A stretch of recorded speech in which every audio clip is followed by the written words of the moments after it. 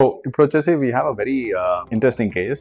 We have a patient వచ్చేసి is small boy, is just 11 years age. తనకు వచ్చేసి బాగా నలిపే అలవాటు ఉంది. సో జస్ట్ జనరల్ చెకప్ కోసం అని మన ఎన్విజన్ కి వచ్చారు. సో చెకప్ చేసినప్పుడు తనకి సిలిండర్ నెంబర్ అనేది చాలా ఎక్కువ ఉండే. సో ఇలా కన్ను బాగా నలిపినప్పుడు ఈ కంటి నల్లగుడ్డు కార్నియా ఏదైతే ఉందో ఇది కార్నియా షేప్ మారే అవకాశం ఉంటుంది. ఆ రౌండ్ షేప్ అయ్యి కోన్ షేప్ అయ్యే అవకాశం ఉంటుంది. దీన్ని మనం కెరటోకోనస్ అని కండిషన్ చెప్తాం. సో ఇన్ని రోజుల నుంచి తనకు కెరటోకోనస్ ఉన్నట్లు తెలియలేదు.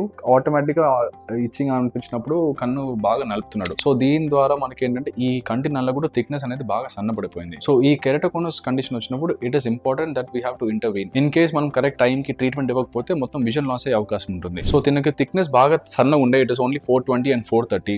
సో అందుకని we are doing a procedure called CTR. CTR అంటే corneal collagen cross linking. So ఈ CTR ప్రొసీజర్ చేస్తే మనకి ఈ కంటి నల్లగుడ్డు ఆ కార్నియల్ థిక్నెస్ అనేది ఎక్కడైతే ఉందో అక్కడే ఆగిపోతుంది. ఈ CTR ప్రొసీజర్ అనేది నార్మల్ గా time it takes only 20 minutes to half an hour. It is a completely painless procedure. దీనికి ఎలాంటి ఇంజెక్షన్ అక్కర్లేదు. It is a day care procedure. వచ్చి చేయించుకొని వెంటనే మీరు ఇంటికి వెళ్ళిపోవచ్చు. అండ్ మీకు ఈ CTR ప్రొసీజర్ లో అనెస్థెటిక్ డ్రాప్స్ వేస్తున్నప్పుడు ఐ నంబ్ అయిపోతుంది. So through out the procedure ఎలాంటి పెయిన్ ఉండదు. చేసిన వెంటనే ఇంటికి వెళ్ళిపోవచ్చు. మళ్ళీ 1 week తర్వాత చెకప్ ఉంటుంది. ఐడియల్ గా CTR అనేది బోత్ ఐ సేమ్ టైం చేయము. ఒకటి చేసి ఒక 1 week కానీ 2 weeks గ్యాప్, లేదంటే 1 month 2 months గ్యాప్ ఇచ్చాక then will do the other I.